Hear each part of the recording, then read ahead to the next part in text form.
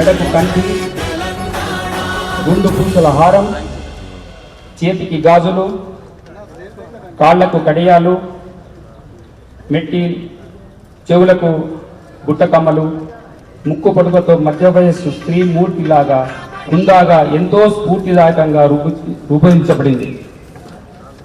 కుడి చేతితో అభయాన్నిస్తూ ఎడమ చేతితో సాంప్రదాయ పంటలైన వరి, జొన్న, సజ్జ, మొక్కజొన్న పంటలు మన ప్రాంతీయ వ్యవసాయ సంస్కృతికి చిహ్నంగా చూపించబడ్డాయి.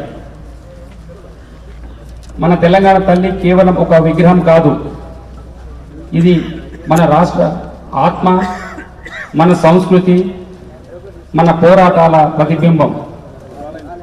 గౌరవనీయుల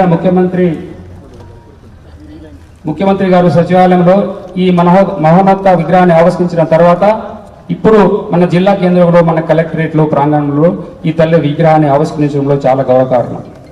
పుడక, ఆకుపచ్చ చీర, కడియాలు మెట్లతో తెలంగాణ తల్లి హుందాతనాన్ని, సంపదను, సౌందర్యాన్ని చాటుతుంది. చాకలి ఐలమ్మ, సమ్మక్క సారల్లమ్మ వంటి వీర వనిత పోరాట స్ఫూర్తిని తెలంగాణ తల్లి రూపంలో మనం చూస్తున్నాం. ఈ తల్లి మనందరికీ మార్గదర్శి, మన అభివృద్ధికి ప్రేరణ. తెలంగాణ రాష్ట్ర సాధన కోసం ప్రాణాలర్పించిన అమరవీరులకు, పోరాడిన ప్రజలకు ఈ సందర్భంగా నివాళులు అర్పిస్తున్నాను. ఈ తల్లి విగ్రహం మనందరిలోనూ తెలంగాణ సంస్కృతి పట్ల, రాష్ట్ర ప్రగతి పట్ల అంకిత భావాలను మరింత పెంచుతుంది. మన కలెక్టరేట్ ప్రాంగణంలో ఏర్పాటు చేసిన ఈ విగ్రహం ప్రభుత్వ పథకాలు ప్రజలకు చేరవేయడంలో, అభివృద్ధి కార్యక్రమాలను అమలు చేయడంలో మనందరికీ స్ఫూర్తినిస్తుంది. శిఖరాలకు తీసుకెళ్లడానికి కృషి చేద్దాం.